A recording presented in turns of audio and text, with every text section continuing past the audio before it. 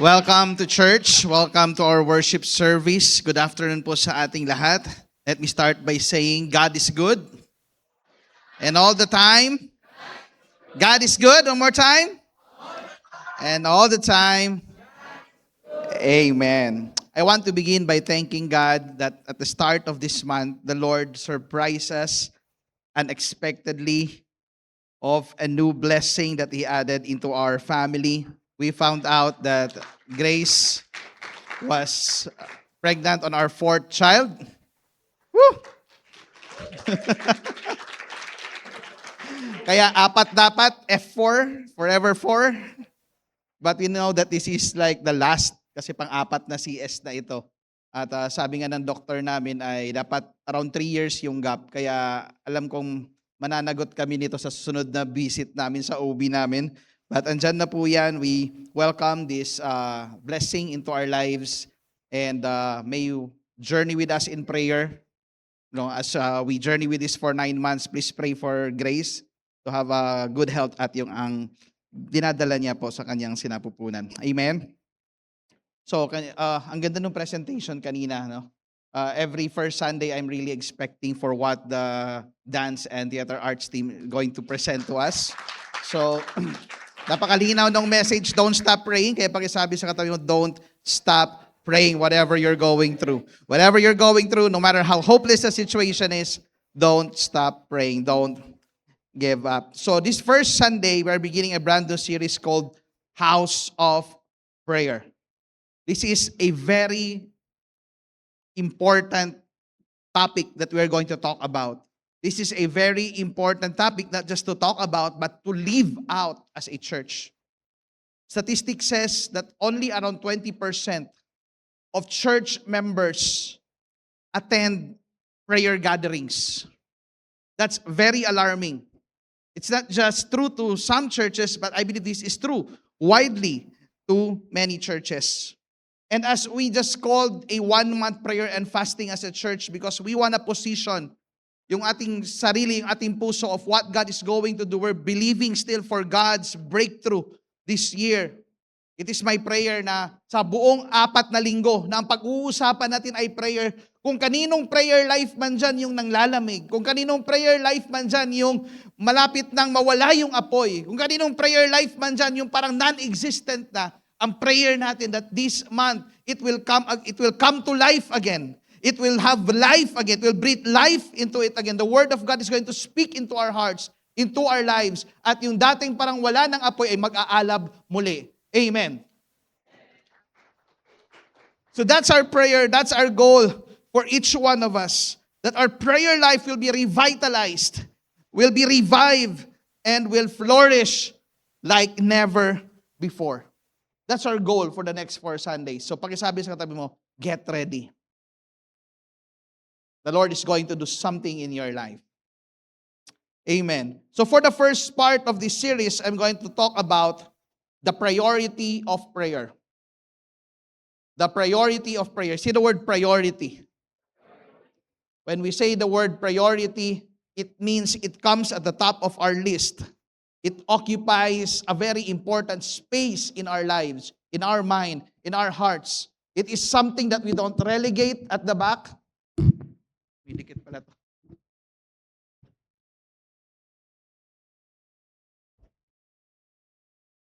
Okay. Hindi po natin ito nilalagay sa back burner. Hindi po natin ito ina-underestimate. Hindi po natin ito tinitake lightly. That's what priority means. So, we want to put prayer again back into priority. Can I hear a good amen? So, we're going to talk about 3 reasons why we must prioritize and pursue a life of prayerfulness. Before we continue, can I invite everyone to please join me in a brief moment of prayer. Lord, once again today, we ask you to speak to us through your word. We ask, Lord, today that your word be a double-edged sword, that it will penetrate to whatever parts of our lives that needs to be broken, that needs to be cut, that needs to be changed, that needs to be transformed. Lord, today we say that we receive your word. We won't resist your word. Open our hearts, Lord God, to receive your word fully. I pray, Lord, today that whatever it is that is distracting us, disturbing us, taking our attention from fully receiving your word, we set it aside and we give freedom and we give space for your word to speak into our lives, that we may be transformed and that we may be changed and that we will not be the same again. No other name we want to glorify in this place, but only one name, the name of Jesus. And everybody said, Amen and Amen. Matthew 21 verse 13. Mababasa po natin doon. Jesus said, "It is written," He said to them, "My house will be called altogether, house of prayer. But you are making it a den of robbers." So it is said, pag every time nababasa natin sa New Testament, may nakalagay na it is written, ibig sabihin, kino-quote po ito sa Old Testament. Kino-quote po ito sa Tanakh, sa Old Testament scripture. And Jesus was alluding the writings of Isaiah chapter 56 verse 7 of what the temple should be, on what the temple should look like. Jesus reaffirms the vision of Isaiah that whenever we look at the temple of God, whenever we look at the temple of God, this is the vision that He would like to see. And what is that vision? I will bring them to my holy mountain and make them joyful in my house of prayer. Their burnt offerings and sacrifices will be accepted on my altar. My house will be called altogether, house of prayer for all nations. Isaiah was talking of a time that there will be coming a time na hindi lamang po yung mga Jews at saka mga Israelita will come into the temple and offer sacrifices to the Lord, but even people from different nations, people from different countries will come. Salvation will extend to them, and that they will come into the temple and they will offer their burnt offering and sacrifices, and they will say that this temple is a house of prayer. Yun po yung vision na ini-reaffirm ni Kristo nung sinabi niya ang mga verses na ito. Pero ang background po nito kung bakit sinabi ng Panginoon ito it was the time that we see that Jesus was so furious.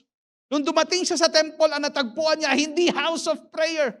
Nung dumating siya sa temple, nakita niya mga nagtitinda, may mga merchandise, there are doves, there are people selling, they're making it like a marketplace. Understandably, ang daming tao sa temple, para sa mga businessman, mataas ang foot traffic.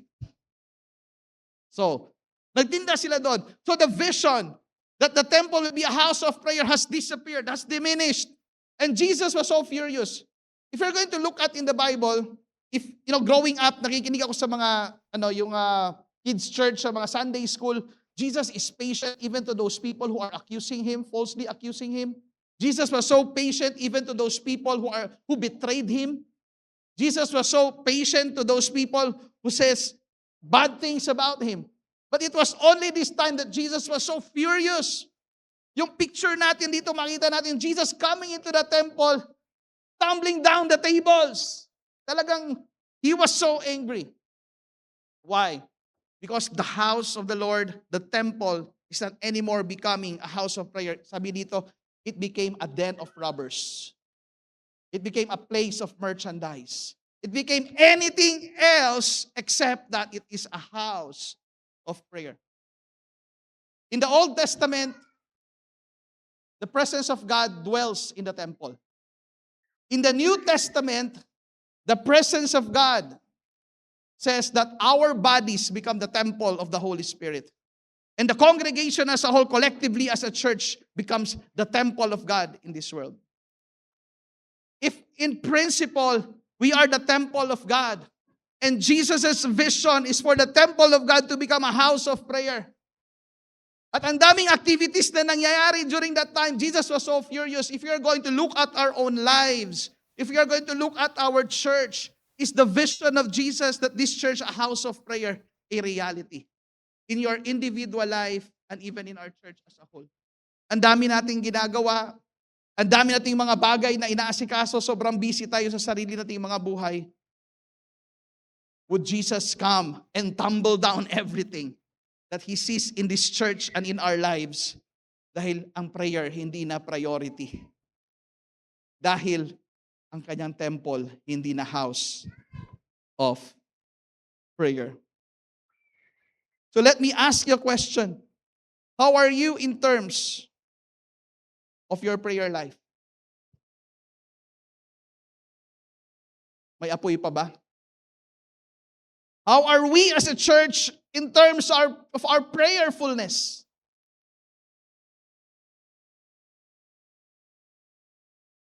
Radio silence.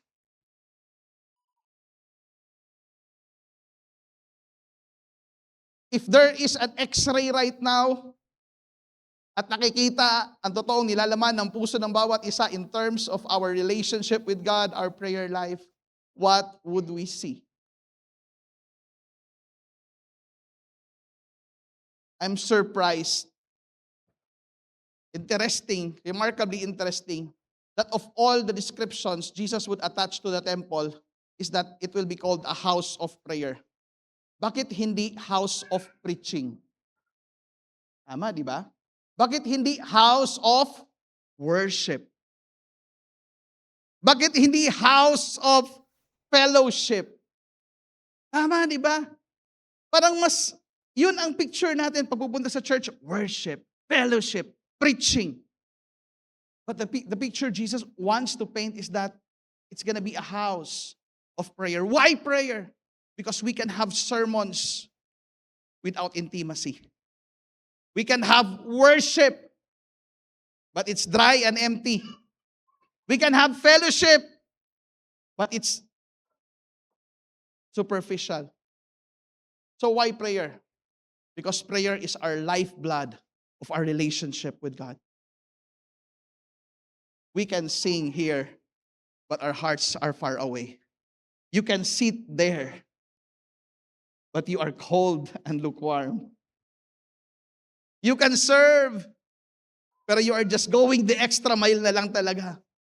But once you immerse in the presence of God and prioritize prayer in your life, worship will become more meaningful.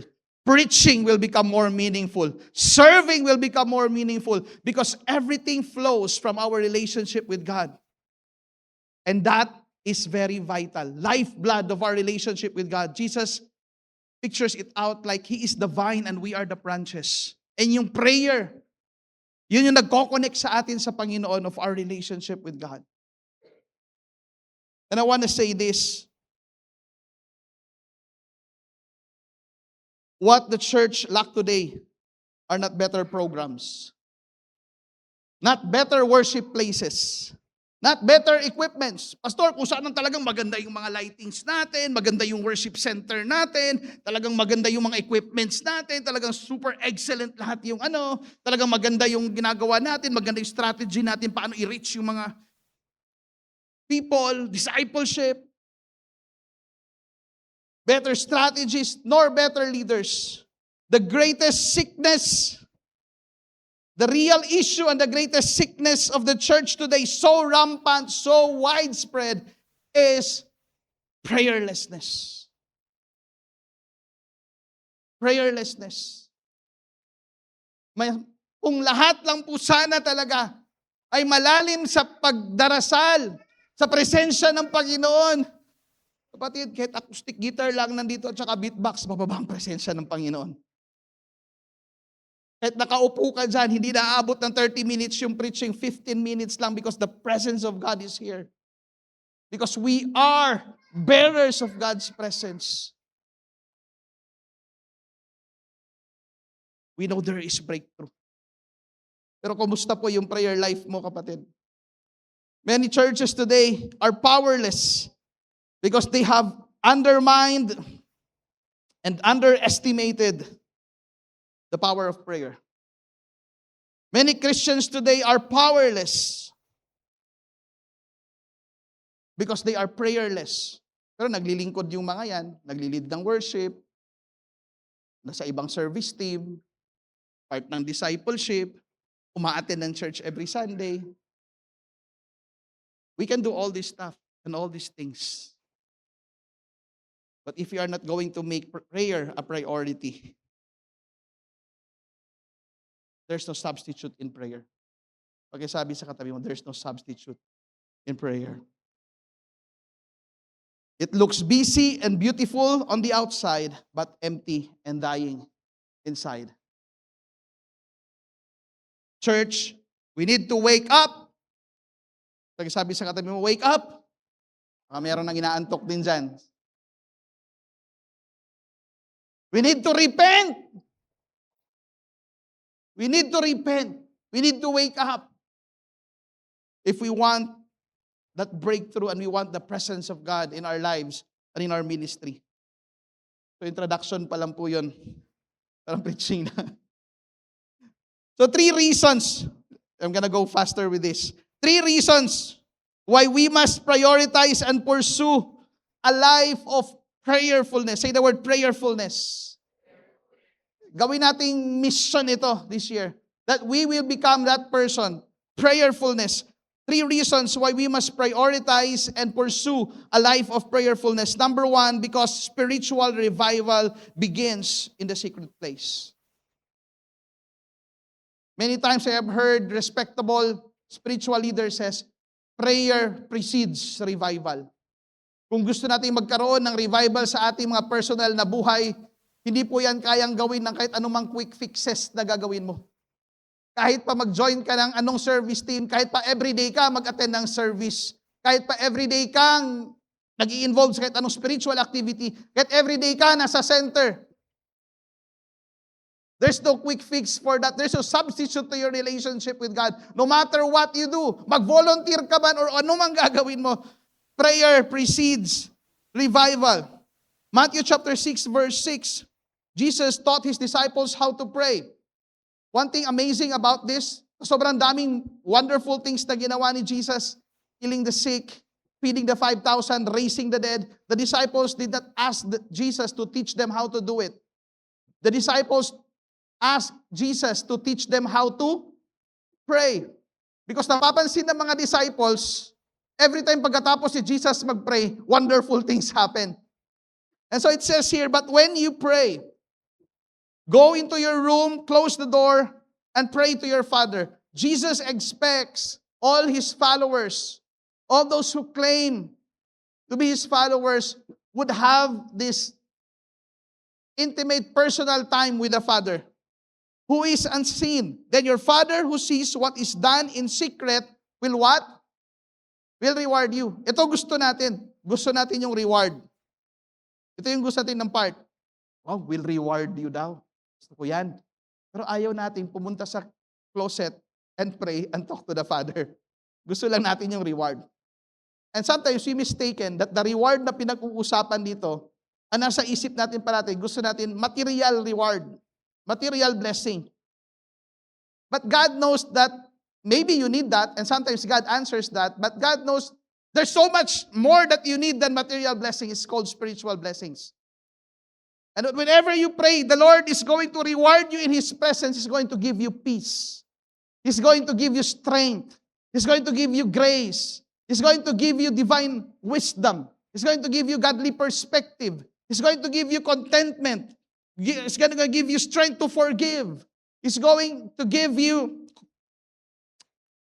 a perspective to live a life of holiness. He's going to revive your life. And makikita natin that prayer is not just a part of Jesus' life, it is central to Jesus' life. We're going to read the Gospels. The writers record more time Jesus prayed than the times Jesus made healing miracles combined. Amazing, right? Mas madaming beses ni-record ng mga gospel writers that Jesus went to pray than Jesus went to do healing. This emphasizes that really prayer is central to Jesus' life. Kung titingnan po natin yung buhay natin ngayon, mas nagre-reflect po ba yung mga activities na kung ano-ano, pero hindi po nakikita dito yung prayer. If the Son of God prioritized prayer, how much more should we? Can I hear a good amen? But truth be told, Pastor, gusto ko yan. Pero ba't hindi ko magawa? I'm struggling with prayer. Sa lahat po ng mga nagsastruggle ng prayer, sa prayer, huwag po magtaas ng kamay. Lahat.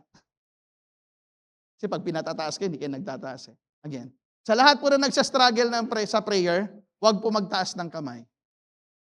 Sa lahat. Gusto ko, Lord, pero Pastor, gusto ko yan, pero bakit parang nagsistruggle ako sa prayer life ko? Andun parang nanlalamig ako. Alam kong kailangan ko after nitong preaching na to, bukas alam ko kailangan kong gumising at mag-pray. Pero pag nandun na ako, ba't parang tinatamad ako? Ba't parang sinasabi ko, bukas na lang? Ba't parang walang application? I really wanna be there, I really wanna do it, but why is it I can't do it? It become more of a burden. Mas lalo ako nagigilty than it is a delight. Nakaka-experience ba ng ganyan ngayon? Huwag po magtaas ng kamay. Tignan mo yung katabi mo. Mukhang nanlalamig na ba yan? Hindi dahil sa aircon Nanlalamig na ba ang prayer life niyan? Yung quiet time niyan, quiet na ba talaga? Kasi sa gabi nag-pray, kinabukasan pa yung amen. Sino po naka-experience ng gano'n? Nag-pray ka, nakatulog ka, tapos, nag-amen ba ako kagabi nung nag-pray ako?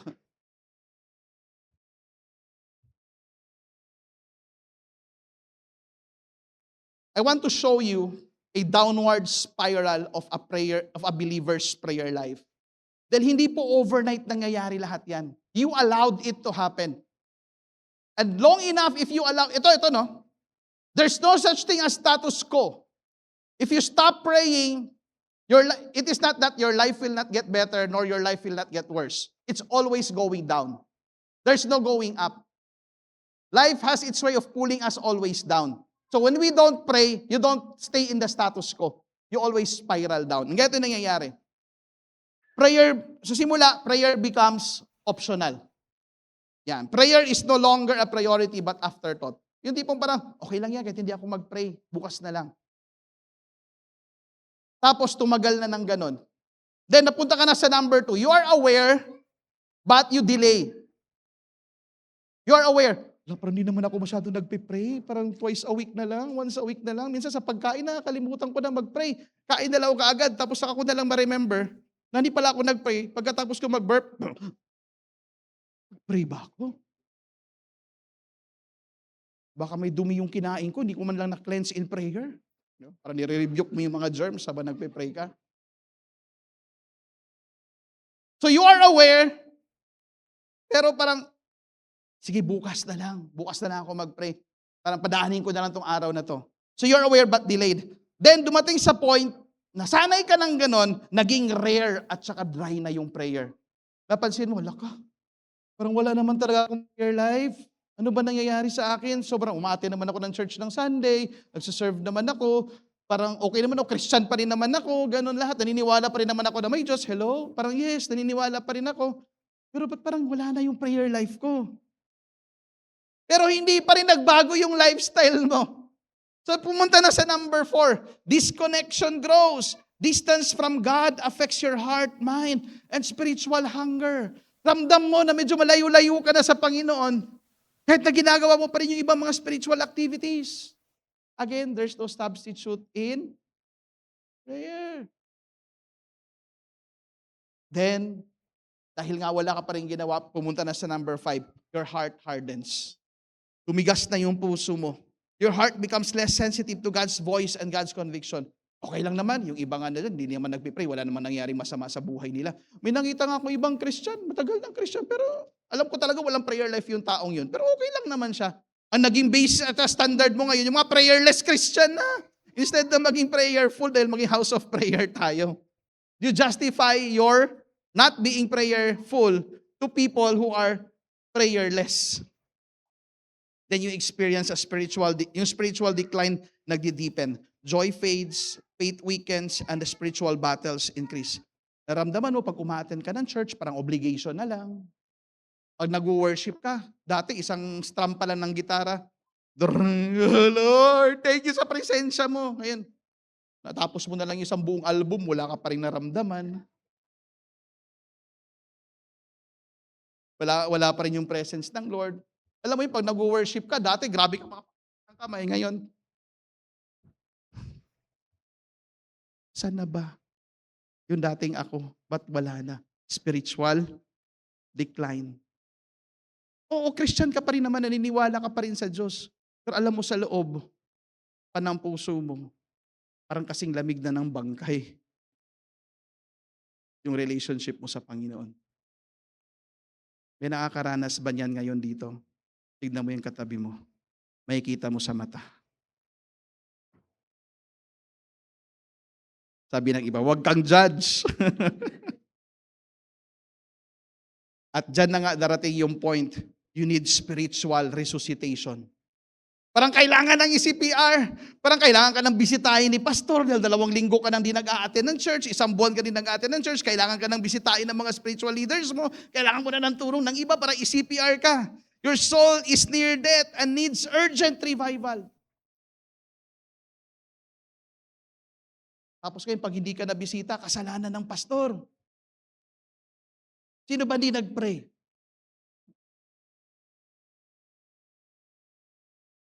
Then this is the thing. You gradually see yourself fall into sinning. Yan, the door is open for temptation and disobedience. You start to compromise. You start to enter into some level of addiction. Meron ka ng mga secret sins na hindi alam ng ibang tao. Okay na lang sa'yo na gumawa ng mali. Okay na lang sa'yo, justify na lang sa'yo na kung ano gumawa ng hindi tama. Then you experience spiritual collapse, inner peace, loss of testimonies, damage, and life is in ruins. Alam mo talaga spiritually, wala na talaga. Naniniwala ka pa rin sa Diyos. Alam mo pa rin saved ka. Pero alam mo yung quality ng relationship mo, sir, di mo na alam kung ano kayo. Wala na talaga. Alam mo parang wasak na talaga. You need really more than something else. Pero wala pa rin nangyayari. Ito yung pang-10. You will experience intense divine discipline. The Lord is going to bring you to a point of breaking in your life. Something's gonna happen that at the end of the day, you come back crawling to God. And Lord, hindi na, parang si Jonah. Kailangan makain muna ng malaking isda. Kailangan mapunta muna sa pinakailalim at pinakaibuturan ng tubig sa tiyan ng isda doon sa dagat. At doon mo ma-realize, Lord, I repent. Lord, I'm going to do something. Ang prayer ko, kapatid, hindi na po sana tayo abot sa number 10. Diyan pa lang sa number 2, number 3. Dahil nandito ka ngayon sa Sunday service na ito. Lord, let's repent. I will awake. I'm gonna do something. Alam mo, after marinig to lahat, probably, meron sa heart mo ngayon, di bali na, antayin ko na lang na umabot ako dyan sa number 10. Meron ba mga ganun dito ngayon?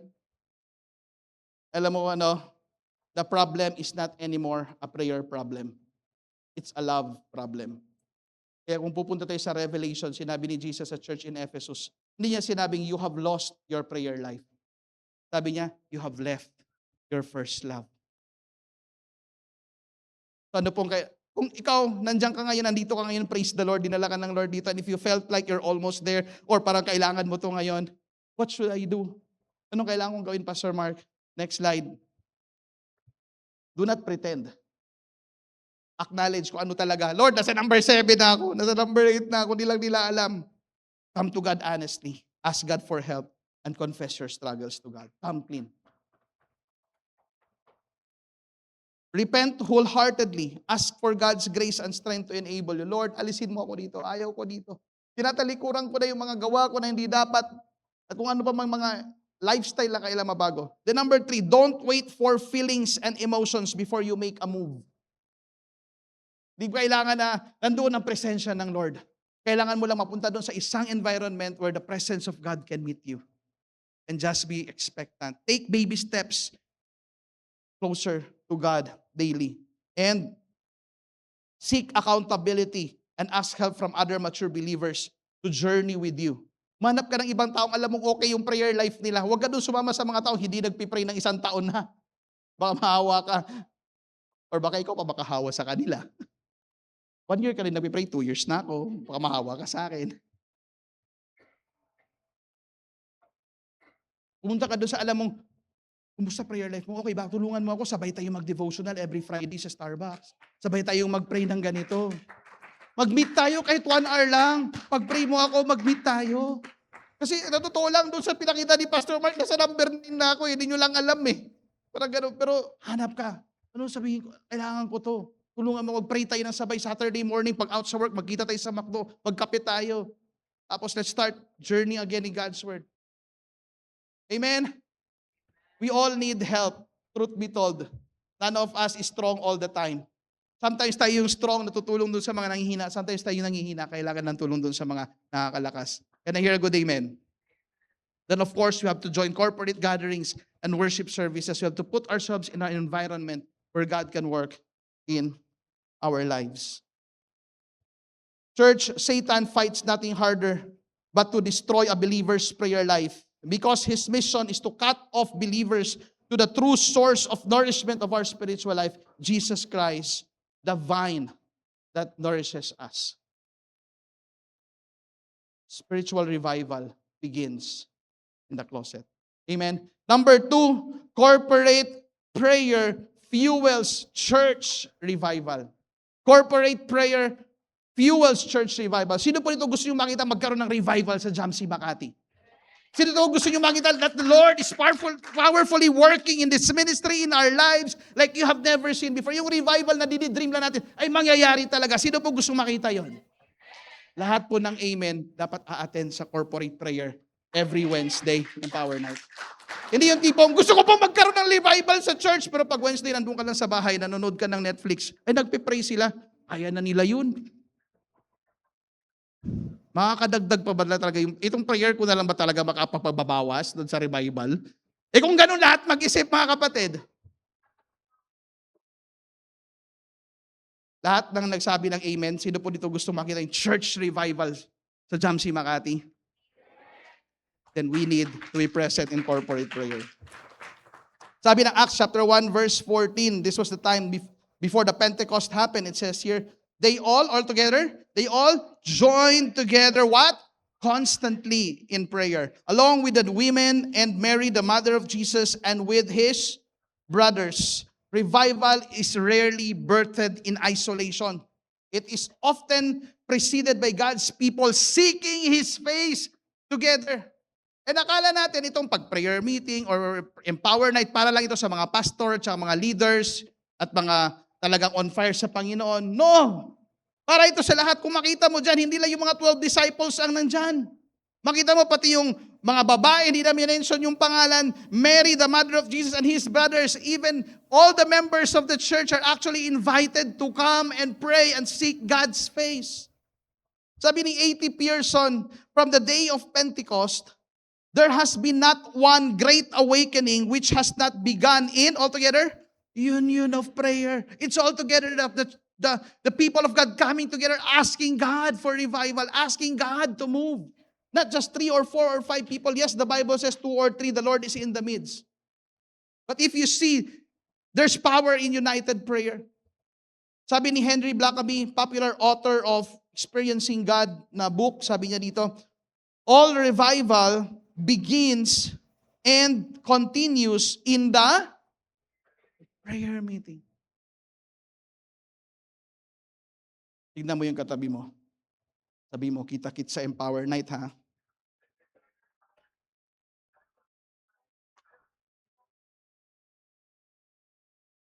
Hindi pwedeng sabi mong, gusto kong mabusog, pero ayaw kong kumain. Are you with me? Gusto kong mawala yung uhaw ko, pero ayaw kong uminom ng tubig. Parang gusto kong magka-revival, pero ayaw kong mag-join ng prayer. Parang ganun lang po yun, kapatid. Sabi ko kanina, only 20% of church members all over the world appreciate and support prayer meetings and prayer gatherings. And I want to say this, the church's spiritual temperature is determined by the members' prayer life. The real spiritual temperature of the church is not measured by how active the people in the service team. It's not measured by how many people attend on Sunday service. The real spiritual temperature of a church is measured by how prayerful the members are. Sa lang yung nag-amen. Can I hear a loud amen? So kung kukuhanan po natin ang temperatura itong church na to in terms of the spiritual life and prayer life of this church, pag kinunan po natin ang temperature, ano ba, nag-iinit ba? Or nanlalamig? Kung nanlalamig man yon, panahon na kapatid, para tayo ay mag-repent. At bumalik tayo ulit sa prayer closet. Bumalik tayo come together and pray that we will experience God's move in this church. Even in the New Testament with all the disciples, they said every day they gathered together. They devoted themselves into the apostles' teaching and into prayer. And you know what? Even our personal lives are impacted and affected if we are present in prayer gatherings. Our personal lives is strengthened when prayer is a culture inside the church. And we cannot expect that we can create a culture of prayer if members are not praying. If members are not valuing and supporting prayer gatherings. Around 3 weeks ago, nagkaroon kami ng meeting sa bahay kasama ang mga FAM leaders. And I shared to them, you know what? We need to model as the parents, as the elder people in the church. We need to model to the next generation. Dahil hindi ibig sabihin na tayo pamilyado na hindi natin ma-model sa kanila ang prayer. They're looking at us. We just don't know. Yung mga students nakatingin yan sa mga people na mga family. Yung mga young professionals nakatingin yan.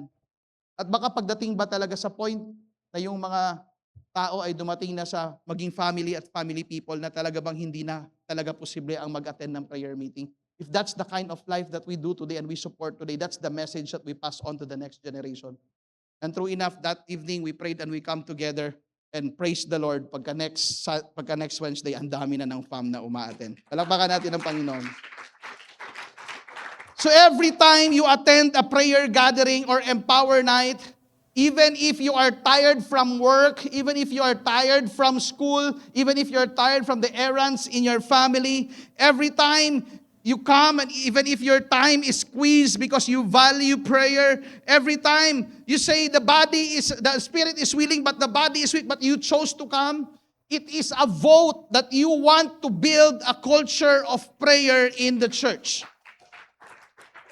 It is a vote that you say, I'm tired, I don't have time, but I'm going to show up because I want this temple, this place is going to be called a house of prayer.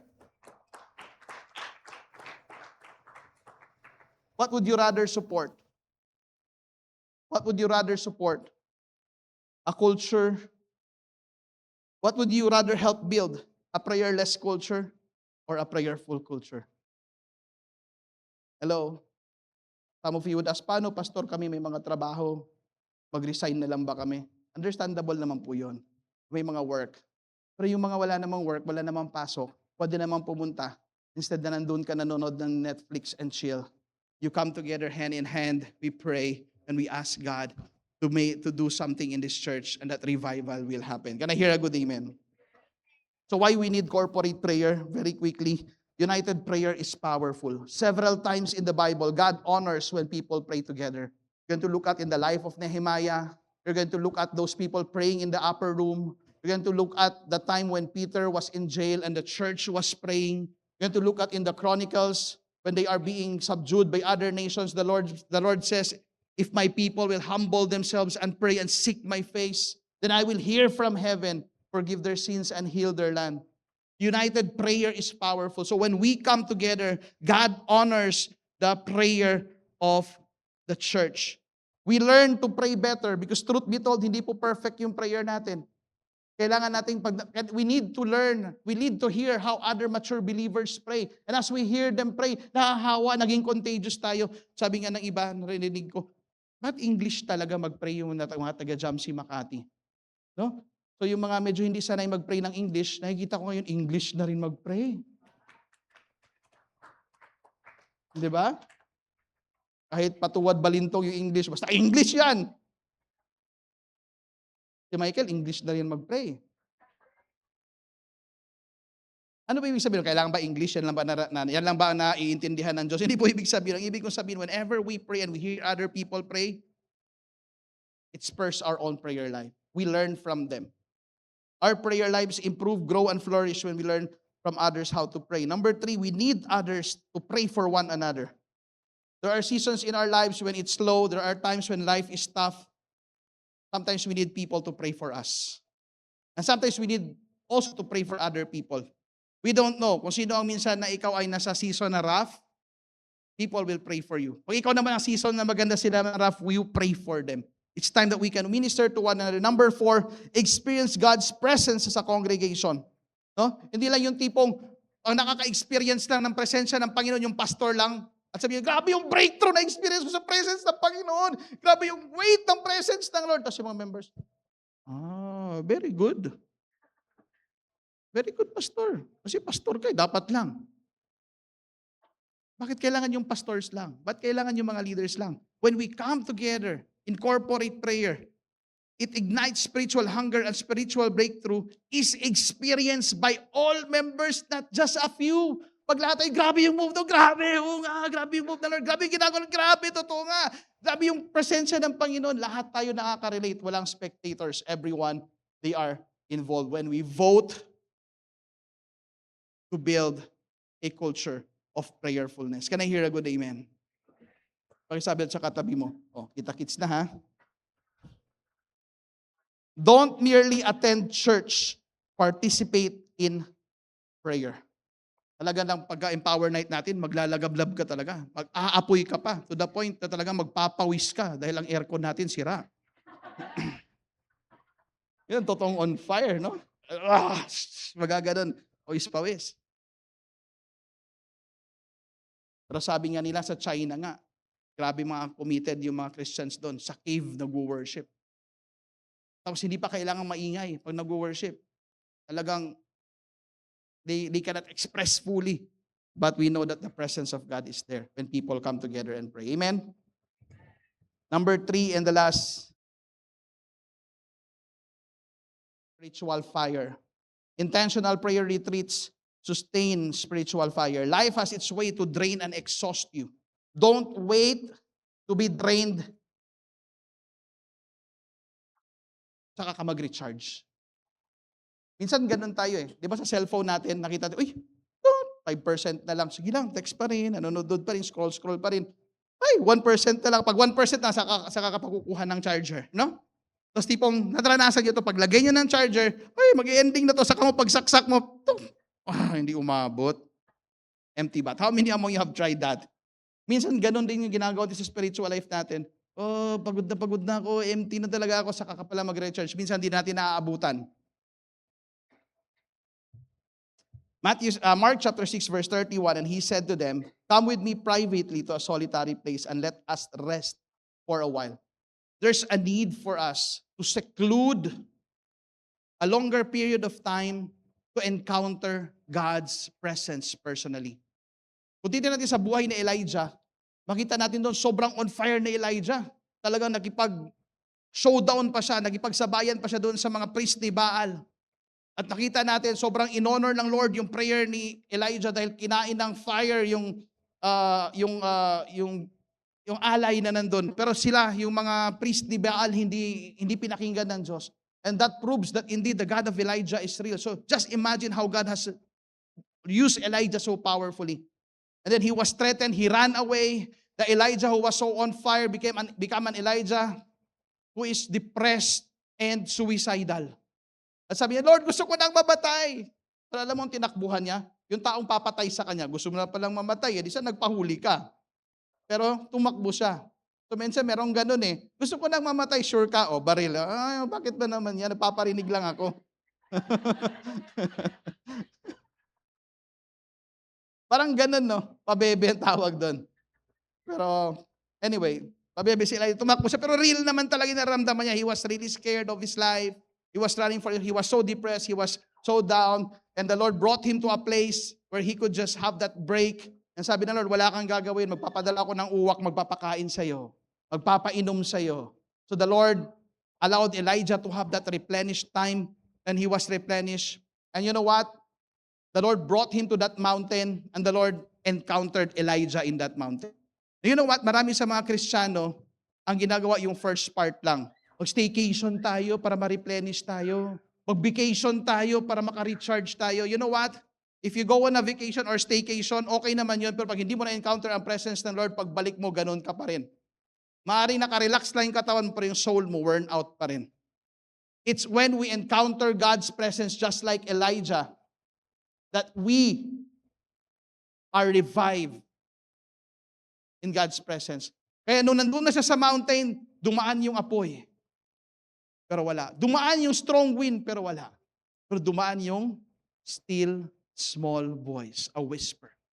And everything changed for Elijah. He encountered God through that still small voice. And sometimes what we need is just to come into the presence of God, turn off all gadgets, turn off all cell phones, extended time, and just seek God's presence and allow God's still small voice to encounter us. And what this Elijah, who is depressed and suicidal, turns out to be one of God's most powerful prophet, even to the point that he actually passed on a double portion anointing to Elisha, the next prophet. Ganun po ang pwedeng gawin ng Lord sa atin when we come and seek Him in isolation. Kami ni Grace, every start of the year, meron po kaming prayer retreat, spiritual retreat na ginagawa. Every start of the year, we seclude for 2 days or 3, and we seek God. No gadgets, no cell phones, just the Word of God, just a time of prayer, just allowing God to speak into our lives to nourish us. Kailangan ba, Pastor, once a year? Pwede nga twice a year, pwede nga every quarter, mas maganda, because we need to be sustained. Church, the strongest believers are not those who never get tired. They are those who regularly return to God's presence. Can I hear a good amen? Palakpakan natin ang Panginoon. As we end, the church will never become a house of prayer until believers make prayer a priority. Until believers put it at the top of their schedule. Until believers would put a special place for it in their lives. Unless believers would repent and make a step closer to God than a step backward farther from God. The church will become a house of prayer when the church choose to support prayer gatherings, even though they are tired, even though their schedules are squeezed. It's because they believe that we want God to work in the ministry as a whole in our individual lives. Ito po ang isang gusto kong sabihin, kapatid. Let us normalize prayerfulness. Let me say that again. Let us normalize prayerfulness. Can we say that all together? Let us normalize prayerfulness. Kasi nangyayari po, nino-normalize natin ng prayerlessness. It's high time that we normalize prayerlessness. When we see each other, we know that we've prayed. When we come together in prayer, we know that we support it. And the good news is today, because of the blood of Jesus that washed away our sins, we have the access and confidence to come boldly into His presence without guilt, without shame, and without condemnation. Not because of our own righteousness, but it's because of the righteousness of Christ imparted to us. And because of that, there is no reason that we will not all draw and come into the presence of God and make time to sit in His presence, just like Mary, who sat at the feet of Jesus, lean into His love and experience His presence so powerfully work in our lives and transform us and make us the person that God wants us to be. And I want this to be our anthem. And let's declare and say together, next slide, Jamsi Makati is a house of prayer. All together, let's say, Jamsi Makati is a house of prayer. One more time. Jamsi Makati is a house of prayer. For the last time, Jamsi Makati is a house of prayer. Let's give God a clap of praise. Let's all rise up. Let's all rise up. With every head's bow and every eye closed.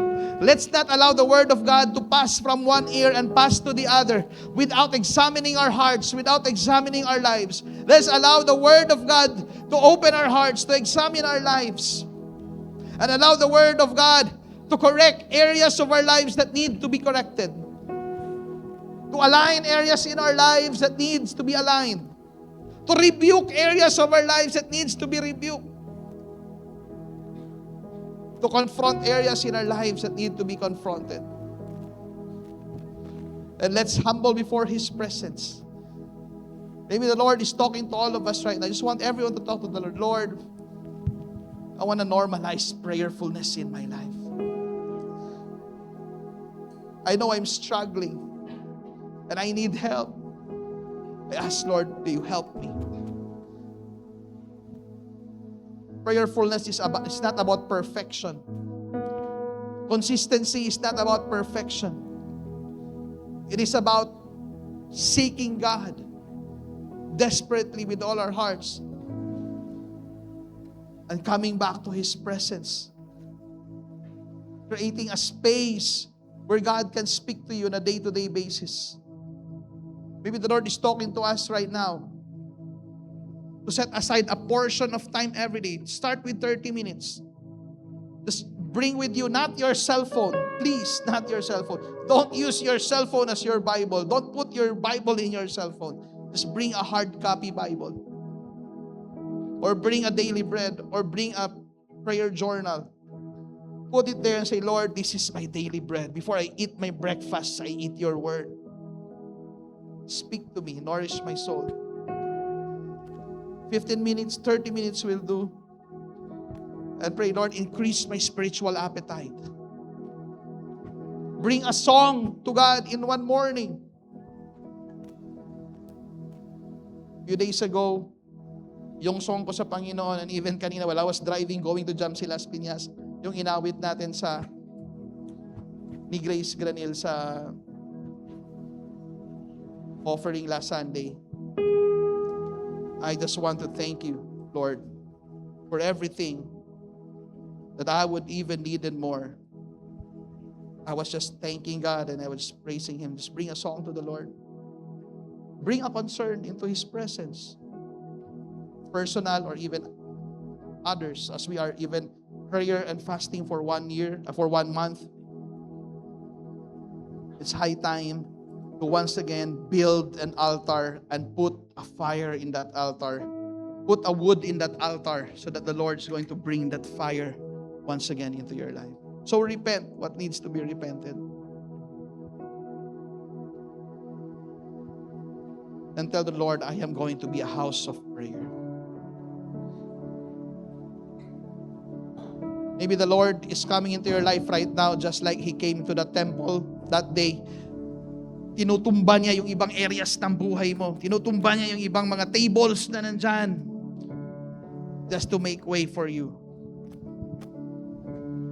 to seek Him, that you may become that house of prayer.